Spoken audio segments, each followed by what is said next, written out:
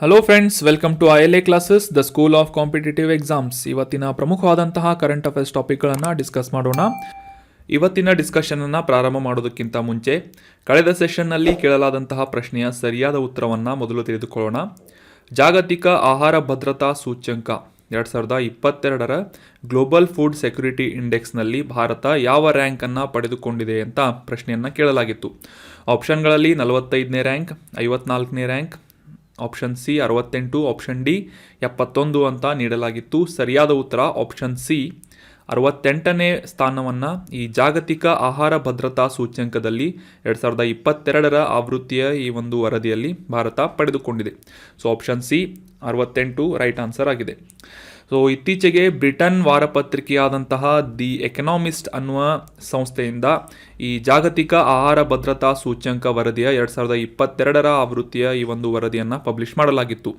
ಈ ಒಂದು ವರದಿಯಲ್ಲಿ ಭಾರತ 68ನೇ ಸ್ಥಾನವನ್ನು ಪಡೆದಿದ್ದು 58.9 ಅಂಕಗಳೊಂದಿಗೆ ಅಲ್ಜೀರಿಯಾ ದೇಶದೊಂದಿಗೆ 68ನೇ ಸ್ಥಾನವನ್ನು ಪಡೆದಿದೆ.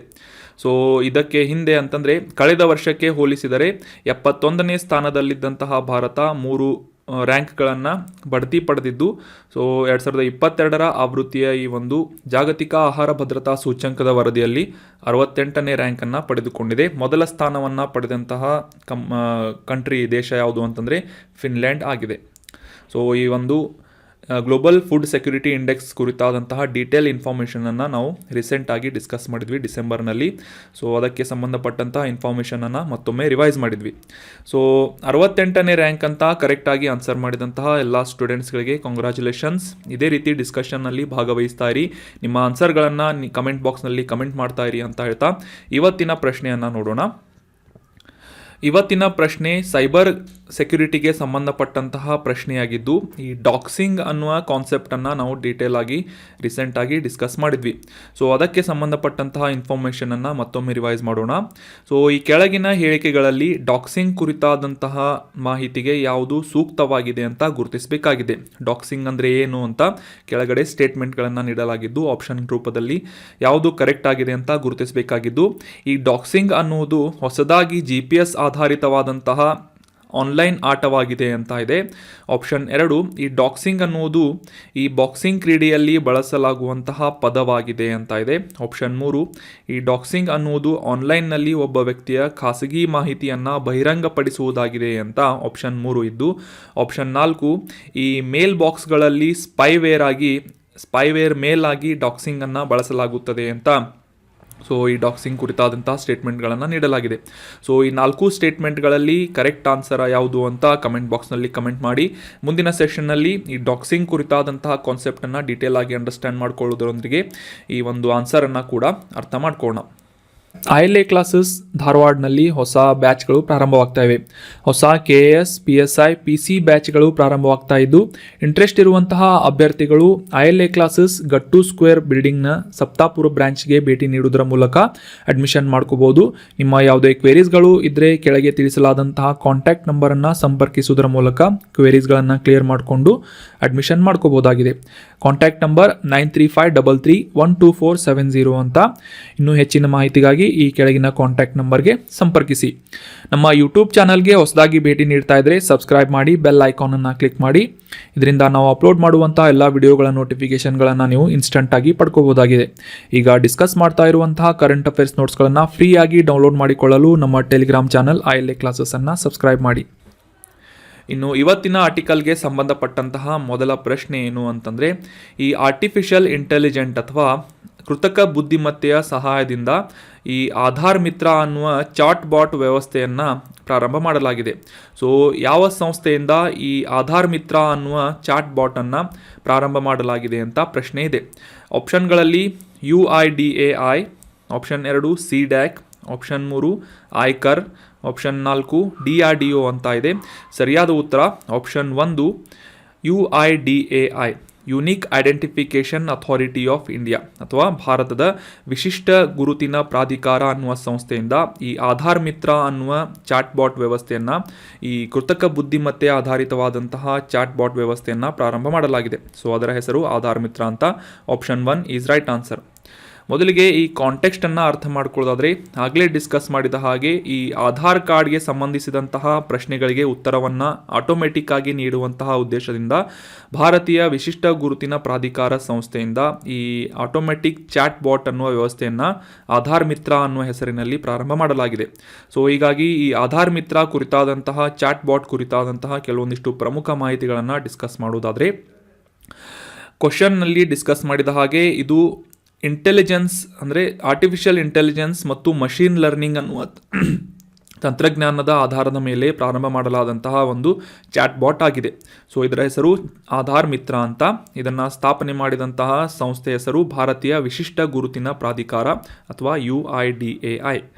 ಸೊ ಇದು ಮುಖ್ಯವಾಗಿ ಆಧಾರ್ ಕಾರ್ಡ್ಗೆ ಸಂಬಂಧಪಟ್ಟಂತಹ ದಾಖಲಾತಿಯ ಸಂಖ್ಯೆಯನ್ನು ನಮೂದಿಸಿದರದೆ.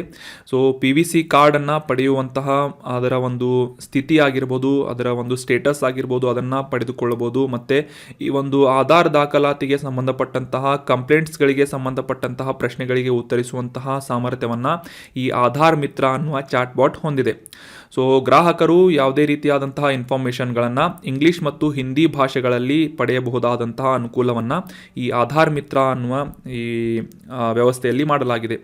ಮುಖ್ಯವಾಗಿ ಈ ಚಾಟ್ ಬಾಟ್ ಅಂತಂದರೆ ಈ ಮಷೀನ್ ಲರ್ನಿಂಗ್ ಮತ್ತು ಆರ್ಟಿಫಿಷಿಯಲ್ ಇಂಟೆಲಿಜೆನ್ಸ್ ಆಧಾರದ ಮೇಲೆ ನಿರ್ಮಾಣ ಮಾಡಲಾದಂತಹ ಈ ಆಧಾರ್ ಮಿತ್ರ ಅನ್ನುವ ವ್ಯವಸ್ಥೆಯಲ್ಲಿ ಯಾವ ರೀತಿಯಾದಂತಹ ಪ್ರಶ್ನೆಗಳಿಗೆ ನಾವು ಉತ್ತರವನ್ನು ಪಡೆಯಬಹುದು ಅಂತ ಅರ್ಥ ಮಾಡ್ಕೊಳ್ಳೋದಾದರೆ, ಆಧಾರ್ ಕಾರ್ಡ್ಗೆ ಸಂಬಂಧಪಟ್ಟಂತಹ ಪ್ರಶ್ನೆಗಳು, ಅದರಲ್ಲೂ ಮುಖ್ಯವಾಗಿ ಈ ಆಧಾರ್ ಕೇಂದ್ರದ ಮಾಹಿತಿಯ ಬಗ್ಗೆ ಮತ್ತು ಈ ಆಧಾರ್ ಕಾರ್ಡ್ನ ದಾಖಲಾತಿಯಾಗಿರ್ಬೋದು, ಈ ಆಧಾರ್ ಕಾರ್ಡ್ನಲ್ಲಿರುವ ಕೆಲವೊಂದಿಷ್ಟು ಅಪ್ಡೇಟ್ಸ್ಗಳನ್ನು ಮಾಡಿಸುವಂತಹ ಸ್ಥಿತಿಗಳನ್ನು, ಅದರ ಒಂದು ಸ್ಟೇಟಸನ್ನು ಪತ್ತೆ ಹಚ್ಚುವುದಾಗಿರ್ಬೋದು, ಮತ್ತು ಈ ಆಧಾರ್ PVC ಕಾರ್ಡನ್ನು ರೀಸೆಂಟಾಗಿ ಲಾಂಚ್ ಮಾಡಲಾಗಿದ್ದು ಅವುಗಳನ್ನು ಪಡೆಯುವಂತಹ ನಿಟ್ಟಿನಲ್ಲಿ ಪರಿಶೀಲನೆಯನ್ನು ಮಾಡಿಸುವಂತಹ ಒಂದು ಅವಕಾಶವನ್ನು, ಮತ್ತು ಈ ಆಧಾರ್ಗೆ ಸಂಬಂಧಪಟ್ಟಂತಹ ಕಂಪ್ಲೇಂಟ್ಸ್ಗಳನ್ನು ಸಬ್ಮಿಟ್ ಮಾಡುವಂತಹ ಅವಕಾಶವನ್ನು ಕೂಡ ಈ ಚಾಟ್ ಬಾಟ್ಗಳ ಮೂಲಕ ಒಂದು ವ್ಯವಸ್ಥೆಯನ್ನು ಮಾಡಲಾಗಿದೆ. ಆನ್ಸರ್ಗಳನ್ನು ಪಡೆದುಕೊಳ್ಳಬಹುದಾಗಿದೆ.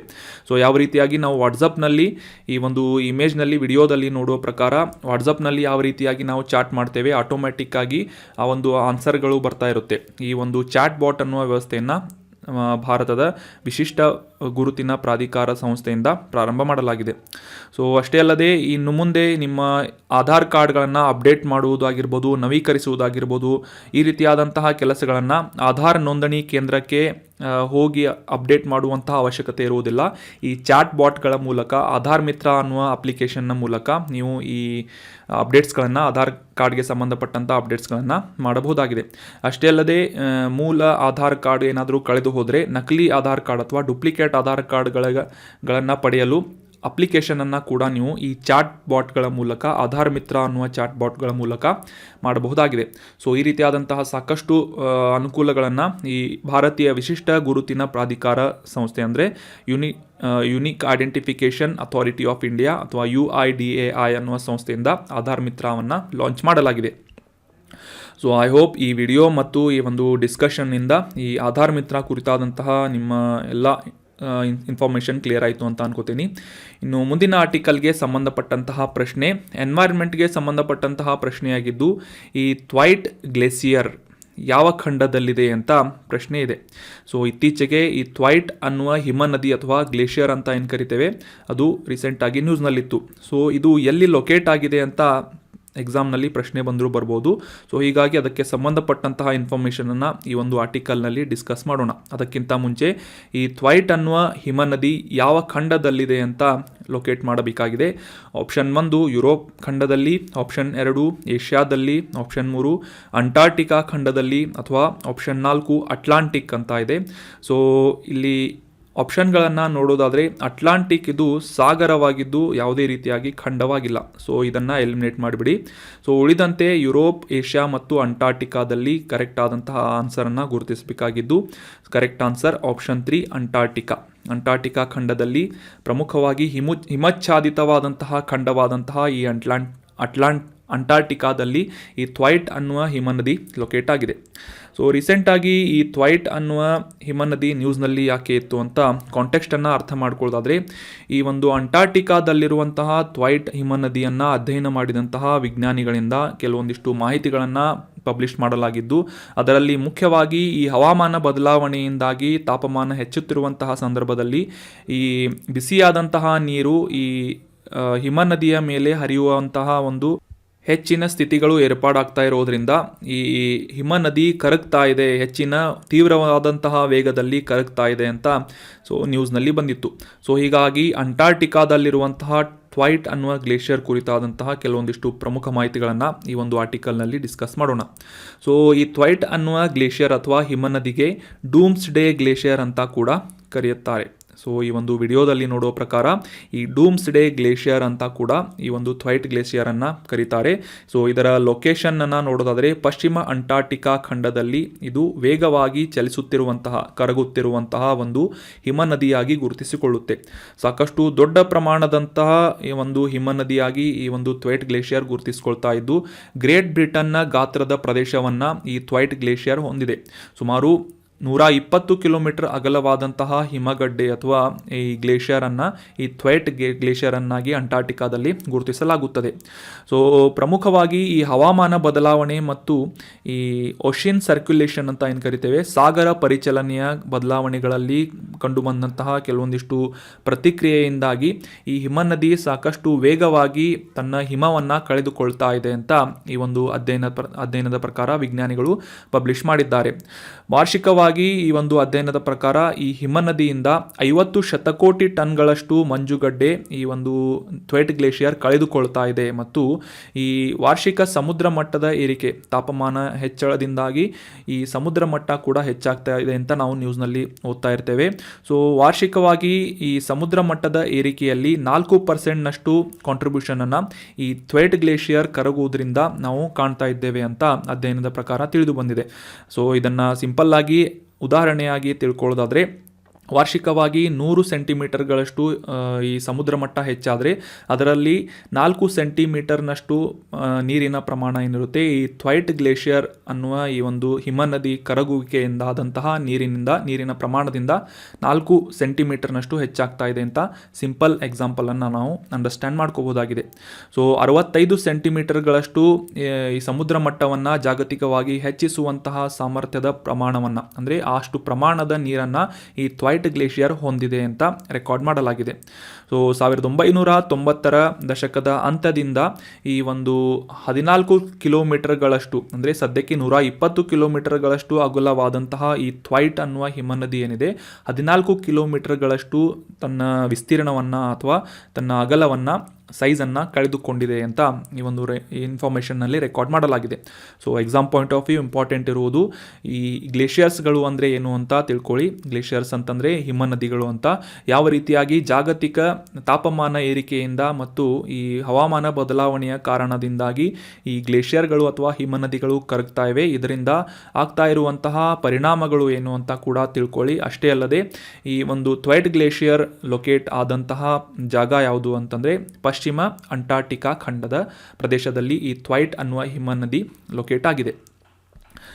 ಇನ್ನು ಮುಂದಿನ ಆರ್ಟಿಕಲ್ಗೆ ಸಂಬಂಧಪಟ್ಟಂತಹ ಪ್ರಶ್ನೆ ಏನು ಅಂತ ನೋಡೋದಾದರೆ, ಮುಂದಿನ ಆರ್ಟಿಕಲ್ ಎಕನಾಮಿಗೆ ಸಂಬಂಧಪಟ್ಟಂತಹ ಪ್ರಶ್ನೆಯಾಗಿದ್ದು ಈ MCLR ಕುರಿತಾದಂತಹ ಕಾನ್ಸೆಪ್ಟನ್ನು ಕ್ಲಿಯರ್ ಆಗಿ ಅಂಡರ್ಸ್ಟ್ಯಾಂಡ್ ಮಾಡ್ಕೊಳ್ಳೋಣ. ಅದಕ್ಕಿಂತ ಮುಂಚೆ ಈ ಒಂದು ಪ್ರಶ್ನೆಯನ್ನು ಆನ್ಸರ್ ಮಾಡೋದಕ್ಕೆ ನಾವು ಪ್ರಯತ್ನ ಪಡೋಣ. ಬ್ಯಾಂಕಿಂಗ್ ಕ್ಷೇತ್ರಕ್ಕೆ ಸಂಬಂಧಿಸಿದಂತೆ ಈ MCLRನ ವಿಸ್ತೃತ ರೂಪ ಏನು ಅಂತ ಕೆಳಗೆ ಕೆಲವೊಂದಿಷ್ಟು ಆಪ್ಷನ್ಗಳನ್ನು ನೀಡಲಾಗಿದೆ. ಅವುಗಳಲ್ಲಿ ಯಾವುದು ಕರೆಕ್ಟ್ ಅಂತ ತಿಳಿದುಕೊಳ್ಳೋದಾದರೆ, ಆಪ್ಷನ್ 1 MCLR ಅಂದರೆ marginal cost of fund based lending rate ಅಂತ ಇದೆ. Option 2 manageable cost of feasibility on loan interest rate ಅಂತ ಇದೆ. Option 3 monetisation of currency to floating bank loan rate ಅಂತ ಇದೆ. ಆಪ್ಷನ್ 4 ಮೇಲಿನ ಯಾವುದೂ ಅಲ್ಲ ಅಂತ ಇದ್ದು ಸರಿಯಾದ ಉತ್ತರ ಏನು ಅಂತಂದರೆ option 1 marginal cost of fund based lending rate. Option 1 is right answer. MCLRನ ವಿಸ್ತೃತ ರೂಪ marginal cost of fund based lending rate ಅನ್ನೋದು ಕರೆಕ್ಟ್ ಆದಂತಹ ಆನ್ಸರ್ ಆಗಿದೆ. ಇತ್ತೀಚೆಗೆ RBIನಿಂದ ರೆಪೋ ರೇಟನ್ನು ಇನ್ಕ್ರೀಸ್ ಮಾಡಲಾಯಿತು, ಹೆಚ್ಚಿಗೆ ಮಾಡಲಾಯಿತು, 6.5% ಮಾಡಲಾಗಿದೆ ಅಂತ ನಾವು ಅರ್ಥ ಮಾಡ್ಕೊಂಡಿದ್ವಿ, ನ್ಯೂಸ್ನಲ್ಲಿ ಓದಿದ್ವಿ. ಸೊ ಅದಕ್ಕಿಂತ ಮುಂಚೆ ರೆಪೋ ರೇಟ್ ಏನು ಮತ್ತು ಅದಕ್ಕೆ ಸಂಬಂಧಪಟ್ಟಂತಹ ಕೆಲವೊಂದಿಷ್ಟು ಪಾಲಿಸಿ ರೇಟ್ಗಳ ಕುರಿತಾದಂತಹ ಸಾಕಷ್ಟು ಡಿಟೇಲ್ ಇನ್ಫಾರ್ಮೇಷನನ್ನು ಕೂಡ ಒಂದು ಆರ್ಟಿಕಲ್ನಲ್ಲಿ ಡಿಸ್ಕಸ್ ಮಾಡಿದ್ವಿ. ಸೊ ಸದ್ಯಕ್ಕೆ ಇರುವಂತಹ ರೆಪೋ ರೇಟ್ ಎಷ್ಟು ಅಂತಂದರೆ 6.5% ಆಗಿದೆ. ಸೊ ಇದು ಬೇಸಿಕ್ ಫೌಂಡೇಶನ್. ಸೊ ಇನ್ನು ಇದರ ನೆಕ್ಸ್ಟ್ ಲೆವೆಲ್ ಆಗಿ ಡಿಸ್ಕಸ್ ಮಾಡೋದಾದರೆ ರೆಪೋ ರೇಟ್ ಅಂತಂದರೆ ಈ RBIನಿಂದ ಬ್ಯಾಂಕ್ಗಳಿಗೆ ನೀಡುವಂತಹ ಸಾಲದ ಮೇಲಿನ ಬಡ್ಡಿ ದರವನ್ನು 6.5%ನಷ್ಟು RBI ಅಥವಾ ರಿಸರ್ವ್ ಬ್ಯಾಂಕ್ ಆಫ್ ಇಂಡಿಯಾ ನಿಗದಿಪಡಿಸಿದೆ. ಸೊ ಹೀಗಾಗಿ ಈ ಒಂದು ಬ್ಯಾಂಕ್ಗಳು ಪಡೆದುಕೊಳ್ಳುವಂತಹ ಸಾಲದ ಮೇಲಿನ ಬಡ್ಡಿ ದರ ಇನ್ಕ್ರೀಸ್ ಆಗ್ತಾ ಇದ್ದಂಗೆ ಈ ಬ್ಯಾಂಕ್ಗಳು ಗ್ರಾಹಕರಿಗೆ ನೀಡುವಂತಹ ಬಡ್ಡಿ ದರ ಕೂಡ ಹೆಚ್ಚಳವನ್ನು ಕಾಣುತ್ತದೆ. ಸೊ ಹೀಗಾಗಿ ಇದೇ ಒಂದು ನಿಟ್ಟಿನಲ್ಲಿ ಈ ಸ್ಟೇಟ್ ಬ್ಯಾಂಕ್ ಆಫ್ ಇಂಡಿಯಾ ಮತ್ತು ಬ್ಯಾಂಕ್ ಆಫ್ ಬರೋಡಾ ಮತ್ತು ಇಂಡಿಯನ್ ಓವರ್ಸೀಸ್ ಬ್ಯಾಂಕ್ಗಳು ತಮ್ಮ MCLR ಅಂದರೆ ನಾವು marginal cost of fund based lending rate ಅಂತ ಅರ್ಥ ಮಾಡ್ಕೊಂಡ್ವಿ. ಅದರ ಕನ್ನಡದ ಅರ್ಥ ಏನು ಅಂತಂದರೆ ತಮ್ಮ ಕನಿಷ್ಠ ವೆಚ್ಚದ ನಿಧಿ ಆಧಾರಿತ ಸಾಲ ದರಗಳು ಅಂತ ಇದನ್ನು MCLR ಕನ್ನಡದಲ್ಲಿ ನಾವು ಅರ್ಥ ಮಾಡ್ಕೋಬೋದಾಗಿದೆ.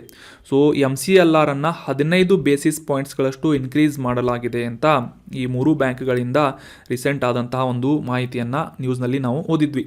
ಸೊ ಹೀಗಾಗಿ MCLR ಅನ್ನುವ ಎಕನಾಮಿಗೆ ಸಂಬಂಧಪಟ್ಟಂತಹ ಕಾನ್ಸೆಪ್ಟನ್ನು ಡೀಟೇಲ್ ಆಗಿ ಅಂಡರ್ಸ್ಟ್ಯಾಂಡ್ ಮಾಡ್ಕೊಳ್ಳೋಣ ಕ್ಲಿಯರ್ ಆಗಿ.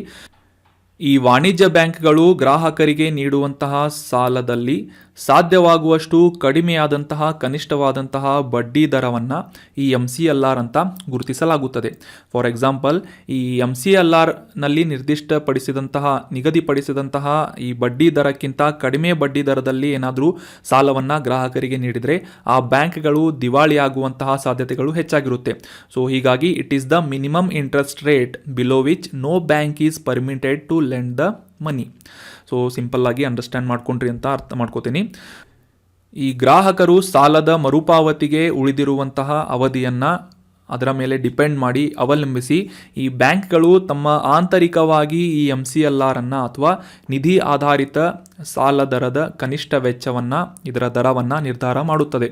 ಸೊ 2016 ಏಪ್ರಿಲ್ 1ರಲ್ಲಿ ಮೊದಲ ಬಾರಿಗೆ ರಿಸರ್ವ್ ಬ್ಯಾಂಕ್ ಆಫ್ ಇಂಡಿಯಾದಿಂದ ಈ MCLR ಅನ್ನುವ ವಿಧಾನವನ್ನು ಈ ಬಡ್ಡಿ ದರವನ್ನು ನಿಗದಿಪಡಿಸುವಂತಹ ನಿಟ್ಟಿನಲ್ಲಿ ಜಾರಿಗೊಳಿಸಲಾಗಿತ್ತು. ನೆನಪಿಟ್ಕೊಳ್ಳಿ, MCLR RBIನಿಂದ ಮೊದಲ ಬಾರಿಗೆ 2016ನೇ ಇಸವಿಯಲ್ಲಿ ಜಾರಿಗೊಳಿಸಲಾಗಿತ್ತು. ಸೊ ಇದಕ್ಕಿಂತ ಮುಂಚೆ ಇದ್ದಂತಹ ಬೇಸ್ ರೇಟ್ ಅಥವಾ ಈ ಮೂಲ ದರವನ್ನು ರಿಪ್ಲೇಸ್ ಮಾಡುವುದರ ಮೂಲಕ ಈ ಒಂದು ರಿಸರ್ವ್ ಬ್ಯಾಂಕ್ ಆಫ್ ಇಂಡಿಯಾದಿಂದ MCLR ವಿಧಾನವನ್ನು ಜಾರಿಗೊಳಿಸಲಾಗಿತ್ತು.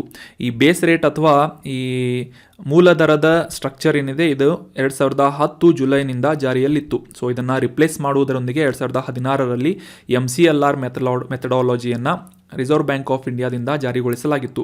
ಮುಖ್ಯವಾಗಿ ಯಾವ ಒಂದು ಆಧಾರದ ಮೇಲೆ ಈ MCLR ಅನ್ನುವ ಈ ಇಂಟ್ರೆಸ್ಟ್ ರೇಟನ್ನು ನಿಗದಿಪಡಿಸಲಾಗುತ್ತದೆ ಅಂತಂದರೆ ಮಾರ್ಜಿನಲ್ ಕಾಸ್ಟ್ ಆಫ್ ಫಂಡ್ ಅಂತಂದರೆ ನಿಧಿಯ ಕನಿಷ್ಠ ವೆಚ್ಚ ಮತ್ತು ಈ negative carry on account of cash reserve ratio CRR ಅಂತ ನಾವು ಓದಿರ್ತೇವೆ. ಇದನ್ನು ಕೂಡ ನಾವು ಕಳೆದ ಆರ್ಟಿಕಲ್ನಲ್ಲಿ ಡಿಸ್ಕಸ್ ಮಾಡಿದ್ದೇವೆ.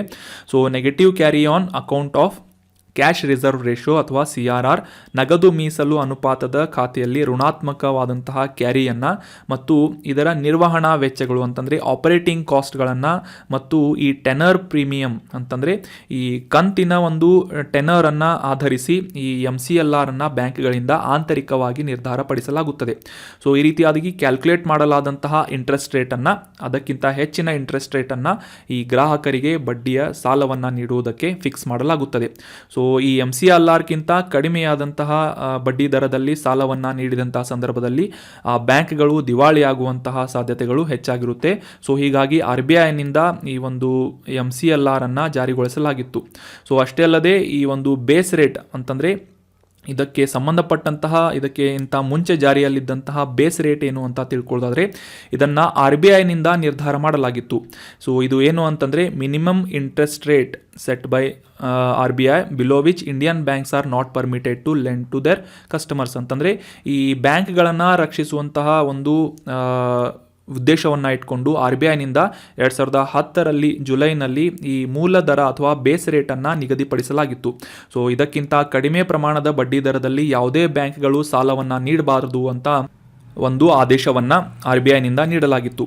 ಸೊ 2016ರಲ್ಲಿ ಈ ಒಂದು ಮೆಥಡಾಲಜಿ ಅಥವಾ ವಿಧಾನವನ್ನು ಬದಲಾಯಿಸಿ MCLR ಅನ್ನುವ ವಿಧಾನವನ್ನು ಈ RBIನಿಂದ ಜಾರಿಗೊಳಿಸಲಾಗಿತ್ತು.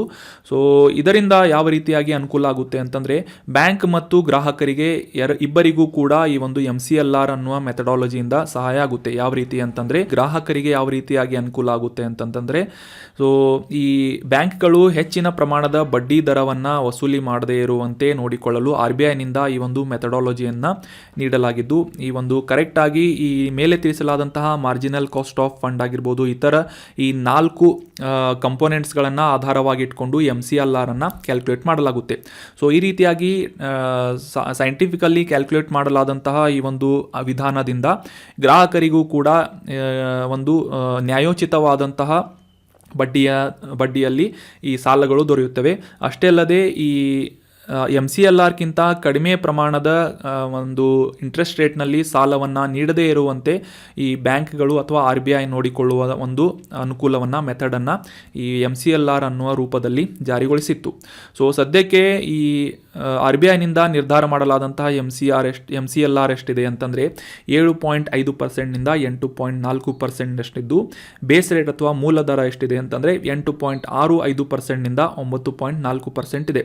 ಸೊ ಅಂದರೆ ಈ ಬ್ಯಾಂಕ್ಗಳು MCLRಕ್ಕಿಂತ ಕಡಿಮೆ ಪ್ರಮಾಣದ ಬಡ್ಡಿ ದರದಲ್ಲಿ ಸಾಲಗಳನ್ನು ನೀಡುವುದಕ್ಕೆ ಅವಕಾಶವನ್ನು RBI ಮಾಡಿಕೊಡುವುದಿಲ್ಲ. ಫಾರ್ ಎಕ್ಸಾಂಪಲ್ 7.5%ನಿಂದ 8.40%ನಷ್ಟು ಈ ಬಡ್ಡಿ ಸಾಲವನ್ನು ಮಾತ್ರ ಈ ಬ್ಯಾಂಕ್ಗಳು ನೀಡಬೇಕಾಗುತ್ತೆ. ಇದಕ್ಕಿಂತ ಕಡಿಮೆಯಾದಂತಹ ಒಂದು ಬಡ್ಡಿ ದರದಲ್ಲಿ ನೀಡಿದರೆ ಬ್ಯಾಂಕ್ಗಳಿಗೂ ಕೂಡ ಲಾಸ್ ಆಗುತ್ತೆ. ಇದಕ್ಕಿಂತ ಹೆಚ್ಚಿನ ಪ್ರಮಾಣದಲ್ಲಿ ಬಡ್ಡಿ ದರವನ್ನು ನಿಗದಿಪಡಿಸಿದರೆ ಅದರಿಂದ ಗ್ರಾಹಕರಿಗೆ ಕೂಡ ನಷ್ಟವಾಗುವ ಒಂದು ಸಾಧ್ಯತೆ ಇರುವುದರಿಂದ RBIನಿಂದ ಈ ಒಂದು ರೆಗ್ಯುಲೇಟರಿ ನಿಯಂತ್ರಣ ಮಾಡುವಂತಹ ಒಂದು ವಿಧಾನವನ್ನು ಜಾರಿಗೊಳಿಸಲಾಗಿತ್ತು 2016ರಲ್ಲಿ. MCLR ಅಂತ ಇದನ್ನು ಕರೆಯಲಾಗ್ತಾ ಇದೆ. ಸೊ 2016ರ ಪ್ರಿಲಿಮ್ಸ್ನಲ್ಲಿ UPSC ಪ್ರಿಲಿಮ್ಸ್ನಲ್ಲಿ ಈ MCLRಗೆ ಸಂಬಂಧಪಟ್ಟಂತಹ ಪ್ರಶ್ನೆಯನ್ನು ಕೇಳಲಾಗಿತ್ತು. ಸೊ ನೋಡಿ, 2016ರಲ್ಲಿ ಜಾರಿಗೊಂಡಂತಹ ಈ MCLR ಕುರಿತಾದಂತಹ ಪ್ರಶ್ನೆಯನ್ನು UPSC ಪ್ರಿಲಿಮ್ಸ್ನ 2016ರಲ್ಲಿ ಕೇಳಲಾಗಿದೆ. ಸೊ ಈ ಕೆಳಗೆ ನೀಡಲಾದಂತಹ ಕೆಲವೊಂದಿಷ್ಟು 2 ಸ್ಟೇಟ್ಮೆಂಟ್ಸ್ಗಳಲ್ಲಿ marginal cost of funds based lending rate ಅಥವಾ MCLR ಅಂದರೆ ಏನು, ಇದಕ್ಕೆ ಸಂಬಂಧಪಟ್ಟಂತೆ ಯಾವ ಸ್ಟೇಟ್ಮೆಂಟ್ ಕರೆಕ್ಟ್ ಆಗಿದೆ ಅಂತ ಗುರುತಿಸಬೇಕಾಗಿದೆ ಅಂತ ಪ್ರಶ್ನೆ ಕೇಳಲಾಗಿತ್ತು 2016ರಲ್ಲಿ. ಸೊ ಮೊದಲೇ ಸ್ಟೇಟ್ಮೆಂಟ್ನಲ್ಲಿ ಈ MCLR ಅನ್ನು ಜಾರಿಗೊಳಿಸುವುದರಿಂದ ಈ ಒಂದು ಬ್ಯಾಂಕ್ಗಳು ನಿರ್ಧಾರಪಡಿಸುವಂತಹ ಈ ಬಡ್ಡಿ ದರದ ನಿರ್ಧಾರ ಮಾಡುವಂತಹ ವಿಧಾನದಲ್ಲಿ ಪಾರದರ್ಶಕತೆಯನ್ನು ಅಥವಾ ಟ್ರಾನ್ಸ್ಪೆರೆನ್ಸಿಯನ್ನು ತರಲು ಸಹಾಯವಾಗುತ್ತದೆ ಅಂತ ಈ ಒಂದು ಸ್ಟೇಟ್ಮೆಂಟ್ ಒಂದು ಹೇಳ್ತಾ ಇದೆ. ಸೊ 2ನೇ ಸ್ಟೇಟ್ಮೆಂಟ್ನಲ್ಲಿ ಇದರಿಂದ ಈ ಒಂದು RBIನಿಂದ ಜಾರಿಗೊಳಿಸಲಾದಂತಹ ಈ MCLRನಿಂದ ಬ್ಯಾಂಕ್ಗಳು ನೀಡುವಂತಹ ಸಾಲಕ್ಕೆ ಬಡ್ಡಿ ದರವನ್ನು ನ್ಯಾಯೋಚಿತವಾಗಿ ಬ್ಯಾಂಕ್ಗಳಿಗೂ ನಷ್ಟವಾಗದಂತೆ ಮತ್ತು ಗ್ರಾಹಕರಿಗೂ ನಷ್ಟವಾಗದಂತೆ ನೀಡುವ ಒಂದು ಅವಕಾಶವನ್ನು ಅಥವಾ ಸಹಾಯವನ್ನು ಈ MCLR ಕ್ಯಾಲ್ಕುಲೇಷನ್ ಮಾಡಿಕೊಡುತ್ತೆ ಅಂತ 2ನೇ ಸ್ಟೇಟ್ಮೆಂಟ್ ಇದೆ. ಸೊ ಹೀಗಾಗಿ ಈ 2 ಸ್ಟೇಟ್ಮೆಂಟ್ಗಳು ಕೂಡ ಕರೆಕ್ಟ್ ಆಗಿವೆ. Option C is right answer. Both 1 and 2 are right answers. So ಈ ರೀತಿಯಾಗಿ ಅಪ್ಲಿಕೇಶನ್ ಓರಿಯೆಂಟೆಡ್ ಪ್ರಶ್ನೆಗಳನ್ನು UPSCಯಲ್ಲಿ ಕೇಳ್ತಾ ಇರ್ತಾರೆ. ಸೊ ನೆನ್ಪಿಟ್ಕೊಳ್ಳಿ, ಈಗ ನೀವು ಕೇಳ್ಬೋದು UPSC ಕ್ವಶನ್ ನಾವೇಕೆ ಸಾಲ್ವ್ ಮಾಡಬೇಕು, ನಾವು ಈಗ PC, PSI ಅಥವಾ ಈ KPSC ಎಕ್ಸಾಮ್ಗೆ ಪ್ರಿಪೇರ್ ಮಾಡ್ತಾ ಇದ್ದೇವೆ ಅಂತ ಏನಾದರೂ ಅಂದ್ಕೊಂಡ್ರೆ, ಈಗ ರೀಸೆಂಟಾಗಿ 545ನಲ್ಲಿ ನೀವೆಲ್ಲ ನೋಡಿರೋ ಪ್ರಕಾರ UPSC ಓರಿಯೆಂಟೆಡ್ ಅಂದರೆ UPSC ಪ್ರಮಾಣದ ಕೆಲವೊಂದಿಷ್ಟು ಸ್ಟೇಟ್ಮೆಂಟ್ಸ್ಗಳ ರೂಪದಲ್ಲಿ ಪ್ರಶ್ನೆಯನ್ನು ಕೇಳಲಾಗಿತ್ತು. ಸೊ ಮಿನಿ UPSC ಅಂತ ಕೂಡ ಸಾಕಷ್ಟು ಸ್ಟೂಡೆಂಟ್ಸ್ಗಳು ಈ ಒಂದು ಕ್ವಶನ್ ಪೇಪರನ್ನು ಕರಿತಾ ಇದ್ರು. ಸೊ ಹೀಗಾಗಿ UPSCಗೆ ಸಂಬಂಧಪಟ್ಟಂತಹ ಕೆಲವೊಂದಿಷ್ಟು ಕ್ವಶನ್ಗಳನ್ನು ಕೂಡ ನಾವು ಸಾಲ್ವ್ ಮಾಡ್ತಾ ಹೋಗೋಣ. ಸೊ ಇನ್ನು ಮುಂದಿನ ಆರ್ಟಿಕಲ್ಗೆ ಸಂಬಂಧಪಟ್ಟಂತಹ ಪ್ರಶ್ನೆ ಏನು ಅಂತ ನೋಡೋದಾದರೆ, ಈ ಪೆರಿಯಾರ್ ಅನ್ನುವ ಹುಲಿ ಸಂರಕ್ಷಿತ ಪ್ರದೇಶ ಯಾವ ರಾಜ್ಯದಲ್ಲಿದೆ ಅಂತ ಗುರುತಿಸಬೇಕಾಗಿದೆ. Option 1 Tamil Nadu, option 2 Meghalaya, option 3 Kerala, option 4 Haryana ಅಂತ ಇದೆ. ಸರಿಯಾದ ಉತ್ತರ ಆಪ್ಷನ್ 3 ಕೇರಳದಲ್ಲಿ ಈ ಪೆರಿಯಾರ್ ಅನ್ನುವ ಟೈಗರ್ ರಿಸರ್ವ್ ಅಥವಾ ಹುಲಿ ಸಂರಕ್ಷಿತ ಪ್ರದೇಶ ಲೊಕೇಟ್ ಆಗಿದೆ. Option 3 is right answer.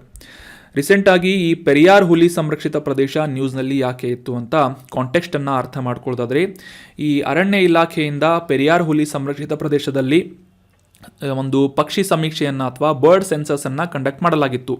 So ಸದ್ಯಕ್ಕೆ 231 ಜಾತಿಯ ಪಕ್ಷಿಗಳನ್ನು ರೆಕಾರ್ಡ್ ಮಾಡಲಾಗಿದ್ದು ಕಳೆದ ವರ್ಷದ ಸಮೀಕ್ಷೆಗೆ ಕಂಪೇರ್ ಮಾಡಿದರೆ 11 ಜಾತಿಯ ಪಕ್ಷಿಗಳು ಹೆಚ್ಚಾಗಿ ದಾಖಲಾಗಿವೆ ಅಂತ ಈ ಒಂದು ಪಕ್ಷಿ ಸಮೀಕ್ಷೆಯ ವರದಿಯಲ್ಲಿ ನೀಡಲಾಗಿದೆ. ಸೊ ಹೀಗಾಗಿ ಈ ಪೆರಿಯಾರ್ ಅನ್ನುವ ಹುಲಿ ಸಂರಕ್ಷಿತ ಪ್ರದೇಶ ನ್ಯೂಸ್ನಲ್ಲಿರುವುದರಿಂದ ಇದಕ್ಕೆ ಸಂಬಂಧಪಟ್ಟಂತಹ ಕೆಲವೊಂದಿಷ್ಟು ಪ್ರಮುಖ exam point of view important ಇರುವಂತಹ ಮಾಹಿತಿಗಳನ್ನು ಡಿಸ್ಕಸ್ ಮಾಡೋಣ. ಮುಖ್ಯವಾಗಿ exam point of view important ಇರುವುದೇನು ಅಂತಂದರೆ, ಈ ಪೆರಿಯಾರ್ ಹುಲಿ ಸಂರಕ್ಷಿತ ಪ್ರದೇಶ ಎಲ್ಲಿ ಲೊಕೇಟ್ ಆಗಿದೆ ಅಂತಂದರೆ ಈ ಕೇರಳದ ಪಶ್ಚಿಮ ಘಟ್ಟಗಳ ಭಾಗದಲ್ಲಿ ಈ ಪೆರಿಯಾರ್ ಹುಲಿ ಸಂರಕ್ಷಿತ ಪ್ರದೇಶ ಲೊಕೇಟ್ ಆಗಿದೆ. ಸರ್ಕಾರದಿಂದ 1978ರಲ್ಲಿ ಈ ಒಂದು ಪ್ರದೇಶವನ್ನು ಹುಲಿ ಸಂರಕ್ಷಿತ ಪ್ರದೇಶ ಅಥವಾ ಟೈಗರ್ ರಿಸರ್ವ್ ಅಂತ ಗುರುತಿಸಲಾಗಿತ್ತು. ಇಲ್ಲಿ ಹರಿಯುವಂತಹ ಪ್ರಮುಖವಾದಂತಹ ನದಿ ಪೆರಿಯಾರ್ ಅನ್ನುವ ನದಿಯ ಹೆಸರಿನ ಮೇಲೆ ಈ ಒಂದು ಹುಲಿ ಸಂರಕ್ಷಿತ ಪ್ರದೇಶದ ಹೆಸರನ್ನ ಇಡಲಾಗಿದ್ದು, ಇಲ್ಲಿ ಹರಿಯುವಂತಹ ಇತರ ನದಿ ಯಾವುದು ಅಂತಂದರೆ ಪಂಬಾ ಮತ್ತು ಪೆರಿಯಾರ್ ಅನ್ನುವ ನದಿಗಳು ಈ ಹುಲಿ ಸಂರಕ್ಷಿತ ಪ್ರದೇಶದಲ್ಲಿ ಹಾದು ಹೋಗುತ್ತವೆ. ಅಷ್ಟೇ ಅಲ್ಲದೆ ಈ ಒಂದು ಪ್ರದೇಶದಲ್ಲಿ ಸಾಕಷ್ಟು ಬುಡಕಟ್ಟು ಸಮುದಾಯಗಳು ಕೂಡ ವಾಸವಾಗಿದ್ದು, ಅದರಲ್ಲಿ ಮುಖ್ಯವಾಗಿ ಮನ್ನನ್ನರು ಮತ್ತು ಪಾಲಿಯನ್ನರು ಎಂಬ ಬುಡಕಟ್ಟು ಜನಾಂಗದವರು ಪ್ರಮುಖವಾಗಿ ಈ ಪೆರಿಯಾರ್ ಅನ್ನುವ ಹುಲಿ ಸಂರಕ್ಷಿತ ಪ್ರದೇಶದಲ್ಲಿ ವಾಸಿಸ್ತಾ ಇದ್ದಾರೆ.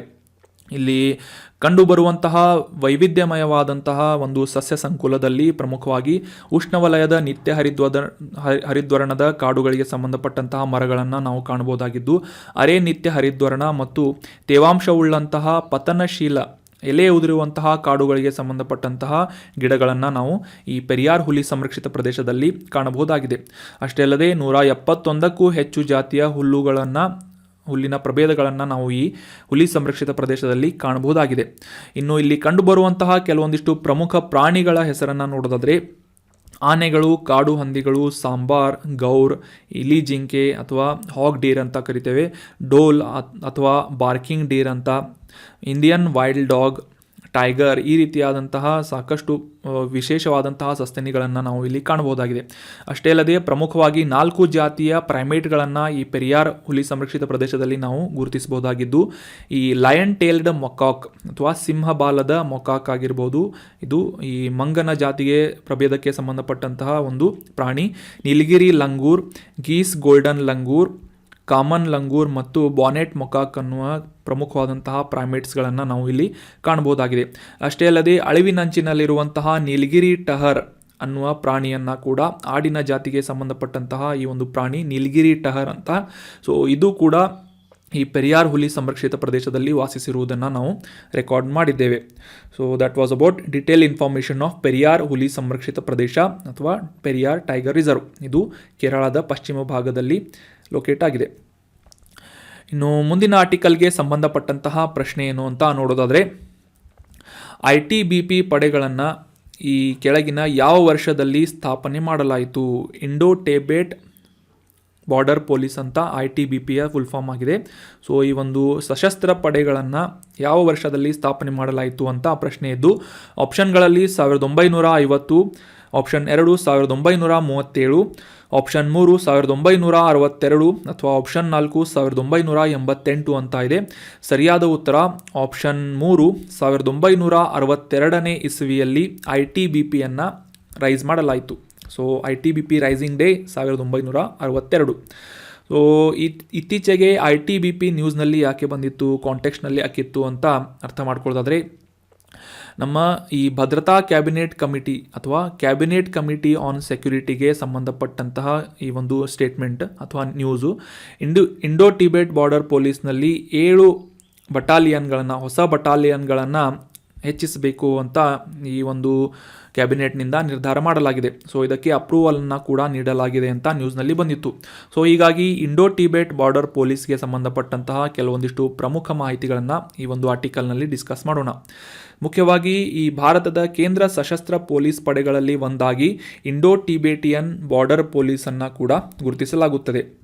ಇದು ವಿಶೇಷವಾದಂತಹ ಪರ್ವತ ಪಡೆಯಾಗಿದ್ದು, ಅಂದರೆ ಪರ್ವತ ಪ್ರದೇಶಗಳಲ್ಲಿ ಕೆಲಸ ಮಾಡುವಂತಹ ನಿಯೋಗಿಸಲಾದಂತಹ ಸಿಬ್ಬಂದಿಯಾಗಿದ್ದು, ಹೆಚ್ಚಿನ ಅಧಿಕಾರಿಗಳು ಮತ್ತು ಪುರುಷ ವೃತ್ತಿಪರರಾಗಿ ತರಬೇತಿಯನ್ನು ಪಡೆದಂತಹ ಪರ್ವತಾರೋಹಿಗಳು, ಮೌಂಟೇನಿಯರಿಂಗನ್ನು ಕಲಿತಂತಹ ಮತ್ತು ಈ ಹಿಮಚ್ಛಾದಿತ ಪ್ರದೇಶದಲ್ಲಿ ಸ್ಕೀಯಿಂಗ್ ಮಾಡಲು ಪರಿಣಿತಿಯನ್ನು ಹೊಂದಿದಂತಹ ಟ್ರೈನಿಂಗನ್ನು ಪಡೆದಂತಹ ಈ ಸಿಬ್ಬಂದಿಗಳನ್ನು ಈ ITBPಯಲ್ಲಿ ನಿಯೋಗಿಸಲಾಗಿರುತ್ತದೆ, ಡಿಪ್ಲಾಯ್ಮೆಂಟ್ ಮಾಡಲಾಗಿರುತ್ತದೆ.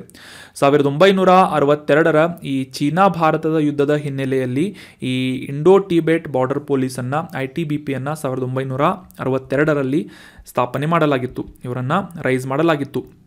1992ರ ITBPF ಅನ್ನುವ ಕಾಯ್ದೆಯನ್ನು ಸಂಸತ್ತಿನಿಂದ ಜಾರಿಗೊಳಿಸಲಾಗಿತ್ತು. ಅದಾದ ನಂತರ 1994ರಲ್ಲಿ ಈ ಒಂದು ಕಾಯ್ದೆಯ ಅಡಿಯಲ್ಲಿ ಕೆಲವೊಂದಿಷ್ಟು ನಿಯಮಗಳನ್ನು ಇಂಡೋ ಟಿಬೇಟಿಯನ್ ಬಾರ್ಡರ್ ಪೊಲೀಸ್ಗೆ ಸಂಬಂಧಪಟ್ಟಂತೆ ರೂಪಿಸಲಾಗಿತ್ತು. ಸೊ ಇನ್ನು ITBPಯ ಮುಖ್ಯ ಧ್ಯೇಯವಾಕ್ಯ ಏನು, ಮೋಟೋ ಏನು ಅಂತಂದರೆ ಶೌರ್ಯ, ದೃಢತಾ, ಕರ್ತವ್ಯನಿಷ್ಠೆ. ಶೌರ್ಯ, ದೃಢತೆ ಮತ್ತು ಕರ್ತವ್ಯನಿಷ್ಠೆ ಅನ್ನೋದು ಈ ITBP ಫೋರ್ಸಸ್ನ ಮುಖ್ಯ ಘೋಷವಾಕ್ಯ ಅಥವಾ ಮೋಟೋ ಆಗಿದೆ. ಸೊ ಇದರ ನೋಡಲ್ ಸಚಿವಾಲಯ ಯಾವುದು ಅಂತಂದರೆ ITBP ಯಾವ ಒಂದು ಸಚಿವಾಲಯದ ಅಡಿಯಲ್ಲಿ ಕೆಲಸ ಮಾಡುತ್ತೆ ಅಂತಂದರೆ ಗೃಹ ವ್ಯವಹಾರಗಳ ಸಚಿವಾಲಯ, ಮಿನಿಸ್ಟ್ರಿ ಆಫ್ ಹೋಮ್ ಅಫೇರ್ಸ್ನ ಒಂದು ಅಡಿಯಲ್ಲಿ, ಸಚಿವಾಲಯದ ಅಡಿಯಲ್ಲಿ ITBP ಕೆಲಸವನ್ನು ಮಾಡುತ್ತದೆ. So that was about detail information of ITBP. So ಈಗ ಡಿಸ್ಕಸ್ ಮಾಡಲಾದಂತಹ ಎಲ್ಲ ಆರ್ಟಿಕಲ್ಸ್ಗಳನ್ನು ಮತ್ತೊಮ್ಮೆ ರಿವೈಸ್ ಮಾಡಿಬಿಡೋಣ. ಮೊದಲನೇ ಆರ್ಟಿಕಲ್ನಲ್ಲಿ ಈ ಯುನಿಕ್ ಐಡೆಂಟಿಫಿಕೇಷನ್ ಅಥಾರಿಟಿ ಆಫ್ ಇಂಡಿಯಾದಿಂದ ಆರ್ಟಿಫಿಷಿಯಲ್ ಇಂಟೆಲಿಜೆನ್ಸ್ ಮತ್ತು ಮಷಿನ್ ಲರ್ನಿಂಗ್ ಟೆಕ್ನಾಲಜಿಯ ಆಧಾರದ ಮೇಲೆ ಆಟೋಮೆಟಿಕ್ ಆಗಿ ಈ ಆಧಾರ್ ಕಾರ್ಡ್ಗೆ ಸಂಬಂಧಪಟ್ಟಂತಹ ದೂರುಗಳನ್ನು ಪರಿಶೀಲಿಸುವುದು ಮತ್ತು ಪ್ರಶ್ನೆಗಳಿಗೆ ಉತ್ತರವನ್ನು ನೀಡುವಂತಹ ಈ ಆಧಾರ್ ಮಿತ್ರ ಅನ್ನುವ ಚಾಟ್ ಬಾಟನ್ನು ಪ್ರಾರಂಭ ಮಾಡಲಾಗಿದೆ ಅಂತ ಅಂಡರ್ಸ್ಟ್ಯಾಂಡ್ ಮಾಡ್ಕೊಂಡ್ವಿ. ನಂತರದ ಆರ್ಟಿಕಲ್ನಲ್ಲಿ ಈ ಅಂಟಾರ್ಟಿಕಾದಲ್ಲಿರುವಂತಹ ಥ್ವೆಟ್ಸ್ ಗ್ಲೇಷಿಯರ್ ಅಥವಾ ಹಿಮನದಿಗೆ ಸಂಬಂಧಪಟ್ಟಂತಹ ಸಾಕಷ್ಟು ಮಾಹಿತಿಗಳನ್ನು ಡಿಸ್ಕಸ್ ಮಾಡಿದ್ವಿ. ನಂತರದ ಆರ್ಟಿಕಲ್ನಲ್ಲಿ ಈ ಎಕನಾಮಿಗೆ ಸಂಬಂಧಪಟ್ಟಂತಹ MCLR ಅನ್ನುವ ಇಂಪಾರ್ಟೆಂಟ್ ಕಾನ್ಸೆಪ್ಟ್ ಇದು. ಸೊ ಇದಕ್ಕೆ ಸಂಬಂಧಪಟ್ಟಂತಹ ಡೀಟೇಲ್ ಇನ್ಫಾರ್ಮೇಷನನ್ನು ಕೂಡ ತಿಳ್ಕೊಂಡ್ವಿ. ನಂತರ UPSCಯ 2016ರ ಒಂದು ಪ್ರಿಲಿಮ್ಸ್ನ ಎಕ್ಸಾಮ್ ಕ್ವಶನನ್ನು ಕೂಡ ನಾವು ಅಂಡರ್ಸ್ಟ್ಯಾಂಡ್ ಮಾಡ್ಕೊಂಡ್ವಿ. ನಂತರದ ಆರ್ಟಿಕಲ್ನಲ್ಲಿ ಈ ಪೆರಿಯಾರ್ ಹುಲಿ ಸಂರಕ್ಷಿತ ಪ್ರದೇಶದ ಕುರಿತಾದಂತಹ ಮಾಹಿತಿಗಳನ್ನು ಡಿಸ್ಕಸ್ ಮಾಡಿದ್ವಿ. ನಂತರ ಲಾಸ್ಟ್ ಆರ್ಟಿಕಲ್ನಲ್ಲಿ ಇಂಡೋ ಟಿಬೇಟಿಯನ್ ಬಾರ್ಡರ್ ಪೊಲೀಸ್ಗೆ ಸಂಬಂಧಪಟ್ಟಂತಹ ಡೀಟೇಲ್ ಇನ್ಫಾರ್ಮೇಷನನ್ನು ಡಿಸ್ಕಸ್ ಮಾಡಿದ್ವಿ. So that was all about today's articles. ಈ ಒಂದು ಕಂಟೆಂಟನ್ನು ನಿಮ್ಮ ಎಲ್ಲ ಫ್ರೆಂಡ್ಸ್ ಮತ್ತು ಎಲ್ಲ ಆಕಾಂಕ್ಷಿಗಳೊಂದಿಗೆ ಶೇರ್ ಮಾಡಿ. Thank you so much for joining the discussion. Have an awesome day.